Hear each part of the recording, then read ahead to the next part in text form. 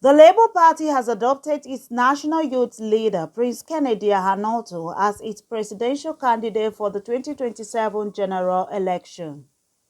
Ahanotu emerged through a consensus primary process, polling a total of 2,944,420 votes.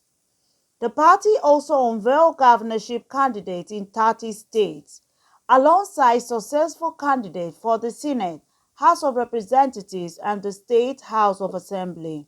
Announcing the outcome at a press conference in Abuja, the party's deputy national chairman, Dr. Ayodele Olorunfemi, said the candidate emerged in line with the provisions of the Electoral Act and the Labour Party constitution. Olorunfemi urged the candidate to provide a clear alternative to what he described as self-serving leadership, stressing the need to prioritize the welfare of Nigerians. The manifesto of Labour Party is very clear.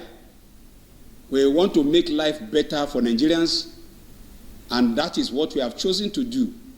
So in this 2027 election, all our candidates, unlike in the past, will not be allowed to flout the manifesto of Labour Party.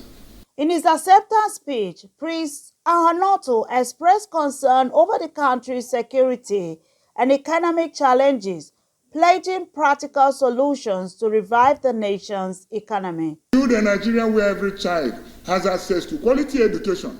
Under my leadership as the President of the Federal Republic of Nigeria, every child will be in school for free. Every family feels secure, where every worker earn a dignified living. No more shall we be having minimum wage. We will be having sustainable wage. The presidential candidate also promised to reconcile all factions within the Labour Party and specifically appealed to Abure State Governor Dr. Alex Otti to work with the party's legacy members to strengthen and reposition the party ahead of future elections. CNN News.